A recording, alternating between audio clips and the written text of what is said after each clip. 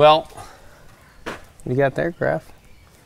Top secret. Top secret stuff. You got action. These. You just haven't activated them yet. You need to get your butt in gear. I'm working on it. Guys, welcome back to another episode of Bow Hunt or Die. Justin and I were having a meeting last week, and we had, I think, Kurt on the line, and we came up, and I got to give Kurt credit for this one. I can't take the credit, Justin, but he had this idea of discussing killing trees and putting together a mini-series, and that's what we're here to start today, is a mini-series on the killing tree. What trees? Killing trees, plural. Well, okay, killing trees. I don't have as many killing. I wish I had more killing trees. We all wish that. It's almost like having a money tree. But this is a money tree as far as I'm concerned. And what this series is about is helping you identify, find, and basically hone in on those killing trees. The trees that you can count on year after year. We're going to start the series off with the tree that I've had a lot of good luck with. I've killed at least 3 or 4 great bucks from this tree. And we're going to basically take you from the beginning of how I kind of decided to hunt this tree, what makes this spot good, and of course having Justin alongside with me, he always adds a lot of great commentary to make this episode even better. So come on, join us as we show you my favorite killing tree. Justin, come on here and smell this flower. So look how beautiful. Come on, take it's a beautiful flower. I'm good. For those of you who don't know what this is poison parsnip. Wild parsnip. You absolutely do not want to rub this on you. No. You sure you don't want to smell this flower? Bring it home. It's like getting a chemical burn. It's bad. I have scars. Literally, that scar right there on my arm is from Those parsnip. are actually from keeping them working with whips at the office. But yeah, it's a nice, pretty plant, isn't it?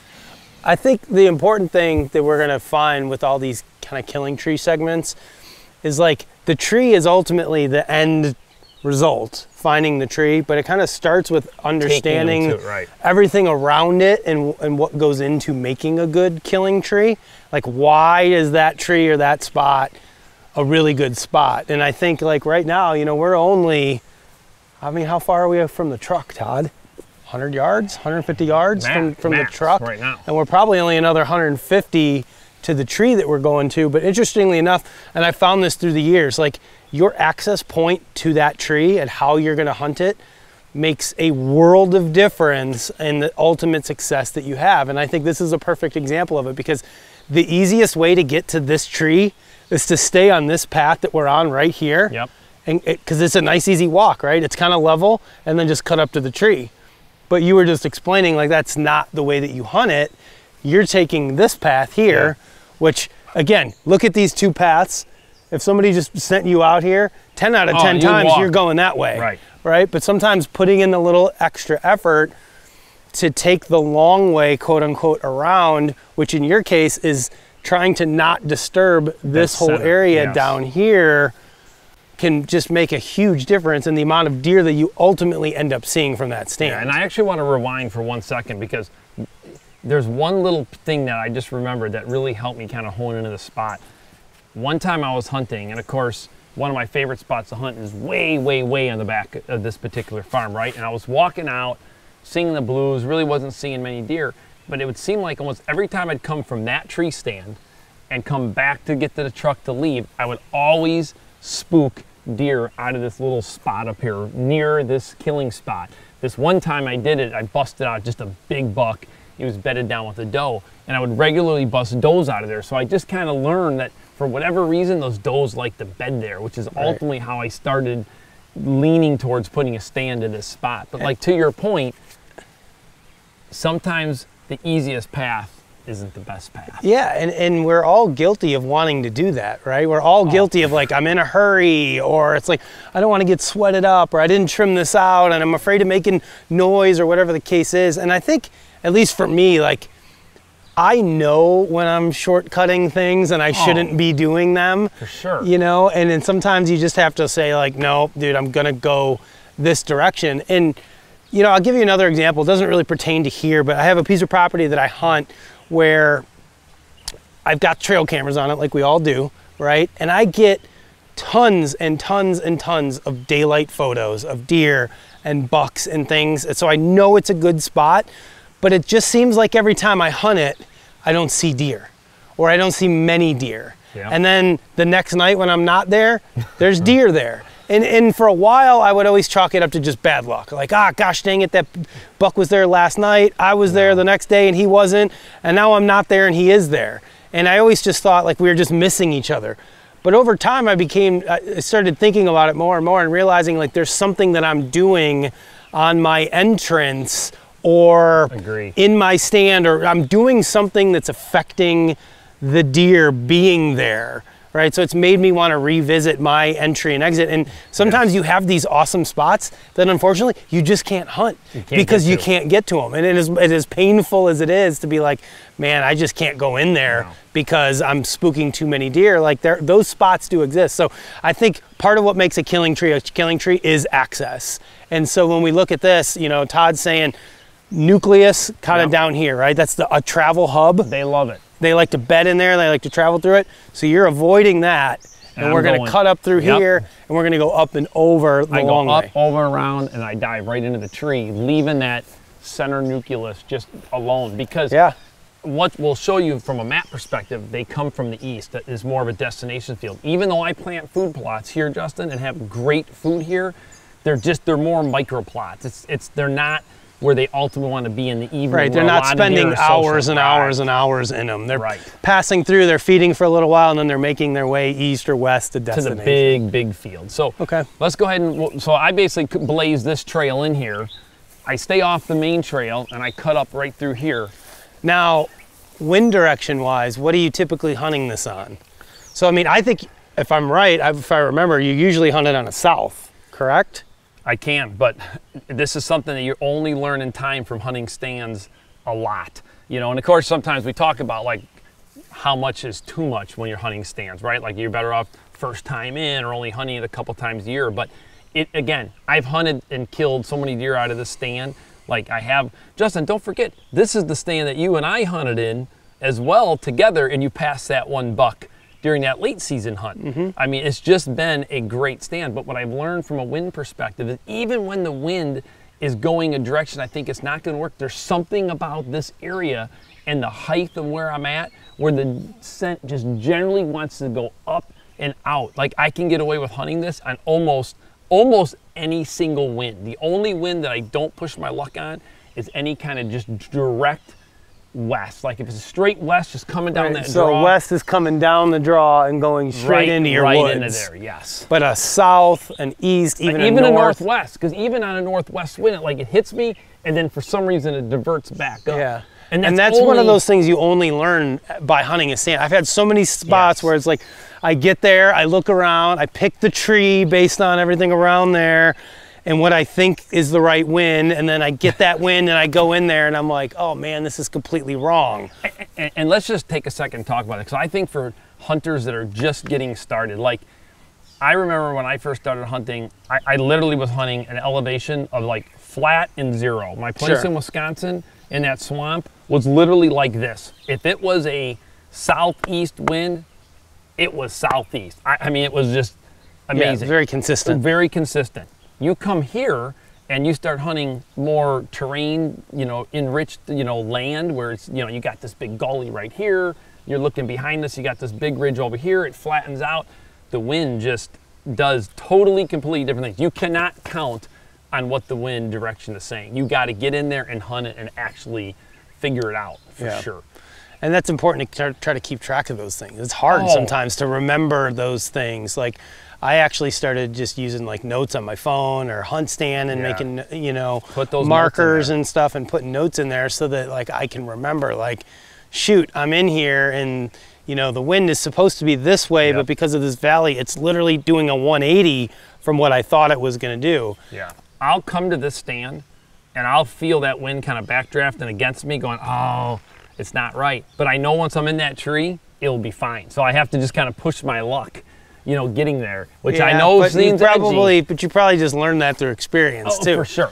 Because I mean, if you're at the base of the tree checking the wind and you're like, oh, this is no good, but now you get up that 20, 25 feet in elevation, all of a sudden that wind's completely different up there. Yes. All right. Now, Justin, right when you get to the peak right here, this is the time of the year where, I mean, this corn is just starting to grow. So what I'll actually do is I'll come in here in like another month and I'll just mow one little path just on like an oval right to that stand. So now you have to almost envision this corn being, you know, 5-6 foot tall. Right. Again, that wall completely blocks me. The deer basically have no clue that I've slipped up here. The corn's tall. The only real spot where I get exposed is really when I make this little jog right across this road, if there's anything on this road right here. But for the most part, Sure. it's just a nice, easy access right into the stand over there. And you're hunting this mornings, evenings, both? I primarily only hunt this in the mornings. I've had my best luck in the mornings. That explains why when you let me hunt it, we were in the evening. That was different. That was late season. No, that was late season, and we're the only ones with food at that point. Yeah, I because know. the destination fields have all been picked clean. That's completely different, guys. Don't listen to them. No. You ever heard the term gar-holing? No, you passed on that big buck. You passed on that I big didn't buck. pass. Yes, you did. You told me It if was- I shot that buck, I would have had her here the rest of my life. It was dark. I don't think I had a shot, It was, if I remember. I don't think I passed like a legit shot. it was a good buck, though. It was a decent one, yeah. Fair enough. So Just didn't have the lanes trimmed. So let's go ahead now and just kind of continue our way to the stand. But as you saw, Justin, we are 200 yards, 250 yards from the truck. And as you can see, minimal disturbance. Sure. Basically a wall of these shrubs and trees blocking our access. And then once you pop into that corn, I mean, they have no clue that you've slipped into like a major bedding area that they're coming back to from those destination fields. So now I think the other thing we could probably talk about here too is just here, let's come up here a little bit. So what makes this spot so good and makes it a travel corridor is this finger of woods that you're in. Like there's probably no better spot to illustrate that than here because, you know, so this is running what kind of direction? East and west primarily, I think. what part? Just this finger of woods. Yeah, I mean, it's yeah, call it Kind of east and west, Yeah. right? So off to our east over here is your main block of timber, right? So that's probably your main bedding area. And then off to the west, on the other side of your property is the neighbors where they've got a big block of timber. Yes. So you have two pretty substantial blocks of timber, and then you have these fingers that connect them. And you know, when you think about it, you got one, you got the one behind this, which is two. I mean, there's there's something about this one that they seem to like the most. I don't know if it gets closest to your neighbors or if it's the fact that it comes to the top of this hill right here, but they seem to like to jump that one more than even the other fingers. They do. They do. This seems to be the main spot that connects those two blocks of timber. And historically, like, I think one thing we talked about that makes a killing tree is there has to be a lot of things going on to make it, a lot of things have to come together. And I think this is one of those spots where it's like food, you know, connecting two big blocks of timber, good access, water down below. Access is key. Good bedding, and you still have got food on both sides of this finger. Sure. Even though it's not those destination plots, during that midday when they want to get a munch, oh yeah, bam, they can. Well, and since you're close to the bedding here, and I think if I recall the deer that you shot out of here, most of them have been kind of during the rut. Yes, I think, and I like want to November kind of rut deer. Yes, but most importantly, think about where I kind of coined that phase, you know, just tickle them, where everyone kind of goofed around me because I said just tickle them. 2 little bucks are just tickling their antlers. That's it. This has been one of my best rattling spots. Right when that sun finally gets up, it's about 8:30, 9 o'clock, and I just do those light tickles, not aggressive rattling, and it just, man, it just seems to pull them right up out of that bedding. Looking, you know, they're thinking that there's another buck tending a doe, and it's just pulling them up in there. Yeah, I think quintessentially when you look at like a rut stand, what do people say? You want to be in one of two places, downwind of a doe bedding area, or in some sort of funnel between doe bedding areas, right? Because bucks are looking for does. And I think this is exactly what that is. Bedding, the two biggest blocks of timber connected by this one little strip of you know, this little ravine. Yep. And they just back and forth, back and forth, back and forth. And of course the key access. So come on and join me here. I'll come in here right where this little washout is. This is where I'll mow and go right, just one small trail, because the deer will start to take it a little bit, but it's okay. I deal with it because at the end of the day, trying to walk across the corn's a pain. But literally, I'll mow this right here. I'll say my only thing I don't like about it is the tree. It just feels like you stick out. Dude, you gotta remember, you're seeing this at the wrong time. When this corn is this tall, they don't see you here at all. When they're even if they come down this edge right here, yeah, but I mean, eventually it doesn't. I mean, eventually the corn gets cut, or it's not corn every year, is it? I generally have always done corn on corn here. Okay, just for that reason. Just for that easy access. Well, Justin is actually standing in one of the death spots. This is one of the spots. Let me just move from here. No, you can stay. Is this like an Indian burial ground or something? No, this is where that one nice buck I shot, Captain Hook. I mean, he came right down this trail right here, out of the field. I mean, this is just one of the killing spots right here. You either shoot them here, or they come out from the bottom.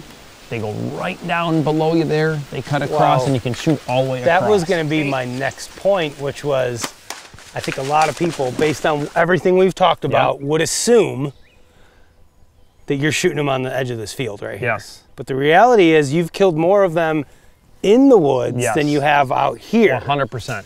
Almost all the buck encounters I've had, other than that Captain Hook buck, have always been them coming right down through the bottom, checking for does, going to the other side, and then heading up the draw, and I can shoot both sides of the draw. Yeah, so I mean, I think that's another key point, and I think for me, what makes a killing tree historically, in most cases, obviously there's exceptions to the rule, but in most cases, it's having a multitude of things, like I said earlier, that kind of come together, where you have multiple shot opportunities. For sure. You know, if this was something where the deer weren't traveling in there, maybe they were traveling on the other side of it, or they were traveling only out here, it wouldn't make this as successful of a spot.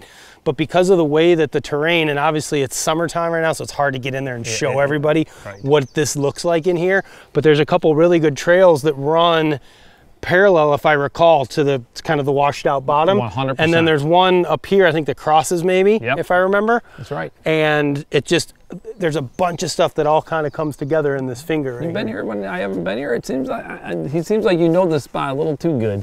Yeah, I parachute in and I hunt it every once in a while. You and I put that good spray on. There's not a bug around me, and you look at Jake. Dude, Jake's like, are you getting swarmed with bugs? There's like 40 bugs on him. Dude, it's those little gnats or whatever they are. They're terrible. I told you to put that stuff on. Literally, there's not a bug. Yeah, no, I'm good. It's the vanilla essential oil. But Justin, like you said, if you brought somebody in here who hasn't hunted a lot and they saw this corn edge right here and they saw the tree stand, you'd almost be like so laser focused on like, I'm gonna this is it. This is where I'm gonna kill him. And I want the wind going that way. Believe it or not, when I'm hunting this stand, 95% of the time, despite whatever the wind is doing, it comes up out of that hole and like right up, like it goes straight up this way here. And it just allows me to have all of this clean spot in front of me where I can rattle, I can grunt, I got good visibility, and they just want to come up here to see what's going on. It's just, it is a money spot. I love this spot. Yeah. And like you said, it's a great point because you just think they're just going to be running this edge right here. Yeah, for me, like, I don't like the traditional, you know, edge of the field stand where it's like, that's my shot. I'm here, and if a deer walks in this little circle, like, obviously I do it and I hunt them, and I've killed deer doing it that way, but it's not my preferred place to be. And nowadays when I'm doing that, I really like to put a decoy out because I find those spots are just so, you got a giant field and you want a deer to come right in this one little spot of it. You know, there's really nothing forcing them into that area. Whereas this, you know, it's just the perfect, for me, the perfect connector between two big blocks of timber, deep ravine inside, so your wind is good, you know, and there's something about like where this ravine comes down and you got another one over there, you got your main ridge in there, everything kind of connects in that bottom. And for me, I think what I learned as a younger hunter, I used to want to hunt that, right? I used to look at that and be like, there's usually scrapes down in that hub and daylight activity on trail cameras, and then it's like everything in my body's like, dude, this is where I want to be. The problem is the wind is so inconsistent and swirling, it makes those spots nearly impossible to hunt.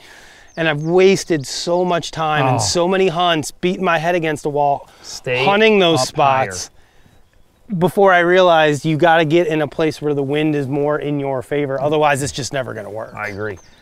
You got to stay up high. I mean, if you're just getting into hunting, believe me, you're going to go into these ravines. Hilly areas down low is probably the biggest mistake I made as a young hunter. Oh, and I, it's funny, even after all these years, you still want to go back. 100%. Because it's like you just, I mean, think about when we were hunting that buck Baconator, right? Yeah. He loved to hunt down in that bowl area. I mean, those rubs and the scrapes and all the photos we used to get of that buck. Sure. But it's just like, you got to stay up. You got to stay up. And there's a reason high. those bigger bucks like to be there. It's because they're safer. And they can right? smell. And they can get a wind from every which direction. Like they're almost unkillable down there. So, you know, even though they're there, if you can't kill them, you got to back out, you know. And for me, I like this elevation here because you're maybe, I don't know, halfway-ish up this hill. Yep. You know, I like to be at that halfway point or higher. It seems like you get a much more consistent wind. And listen, not every spot is bulletproof in terms of the Sure. wind. Your wind has to go somewhere. So you're going to give up something at some point. But what I've learned from this stand and hunting it multiple times, I can get the wind correctly. It works well for me, and very few of the deer come like directly straight on where like Brandon is right now. They're always running this line right here. I think it'd be worth it just to circle this spot so they can kind of see all the fingers that lead in it. So let's head down here. Multiple shot opportunities. Got a little bit of trimming to do right here. I never mind this one little block here because it gives me a chance to get ready. Right here, Justin. And that's another mistake a lot of people make is just they cut it all mowing down. Everything down to be like, I have to be able to shoot everything, but there's plenty of shot up. If the buck's coming down this, dude, there's a million shot opportunities. You don't have to mow everything down, and it's nice to have a little bit of cover. Oh, yeah. If you need to stand up, if you need to draw. In our case, if you got to move your camera, right? You know, or something along those lines. That one little hump right there, and this one's always giving me that time if they are on this edge. But again, most of the time they're down below me and they never even look up. Justin, now we're getting down in that spot where come the fall, you're gonna have a scrape over there. There's multiple scrapes in there. There's more scrapes in there. This is just loaded with sign, and it's like when you're coming out here, like this is a public land hunt or you're the first time buying this farm, you'd wanna be like, where can I be? This is where you wanna be. Right.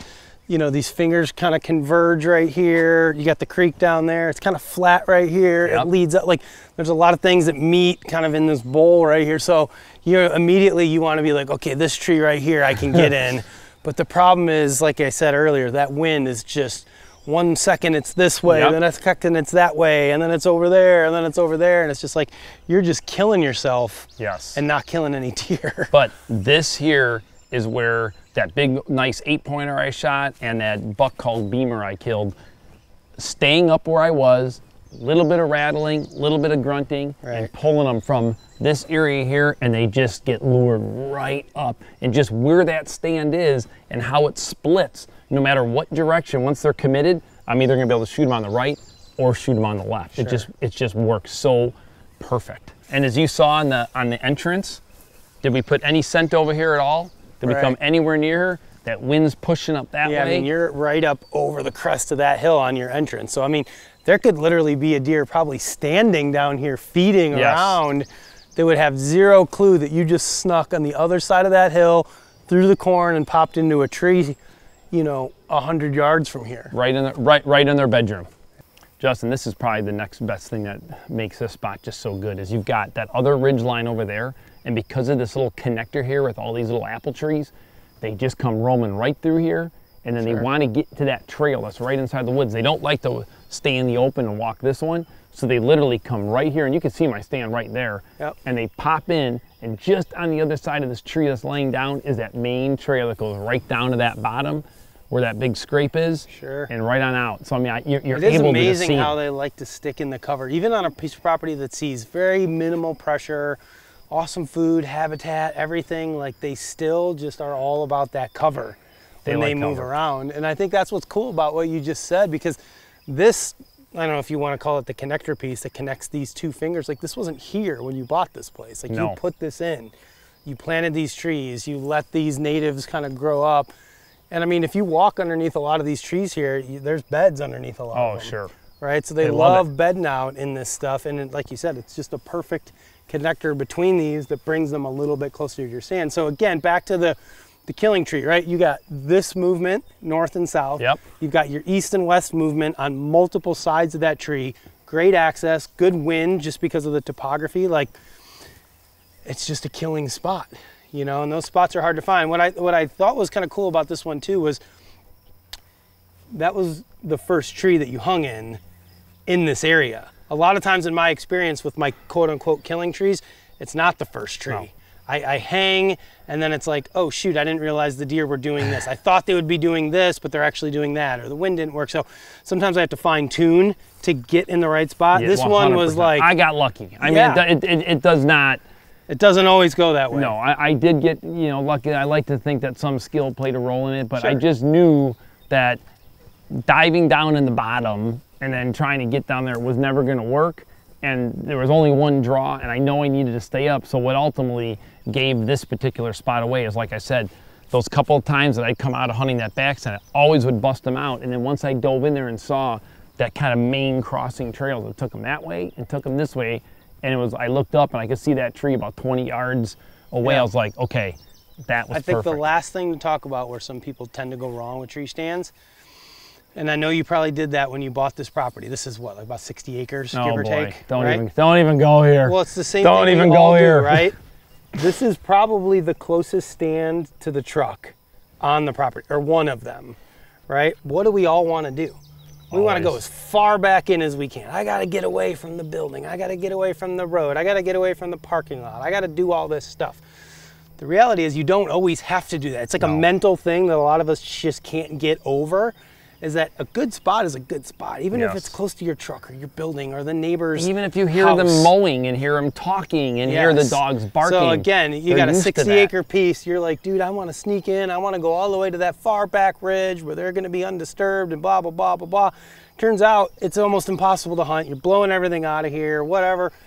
And the spot that's 300 yards from the truck is literally the best spot on the property Yeah. to hunt. I thought what you were going to say was you buy a new piece of property and you just litter it with a lot of stands. I remember when I first got Oh this my place, gosh. I mean, literally, I probably had almost 15 stands. But I feel like that's just a learning process. It right? is, because It's you like think, you put a bunch of them out there and then you realize which ones are good and which ones aren't, and you slowly over time hopefully pare it down to the better ones. Yes. So I can I've see got that. 3 spots That's all on you this need. farm now. That's it. I maintain those 3 spots. When you start maintaining 10, 15 stands on one piece of property, it's a ton of work. It's a ton of work. Find the good ones and hunt them on the right conditions at the right time and And don't push them. kill deer. So Yeah. that's pretty sweet. So that Well, was, I guess, what, episode 1 of The Killing Tree, we'll And call this. The killing tree. And there's a lot of other cool people we've already talked to on the team that have just those good trees. So I think if you continue to watch this series, you're going to pick up little bits of information that's going to help you find your killing tree. My drill broke, and I just found my spring. Is this before or after you replaced it? Of course I bought the other one already.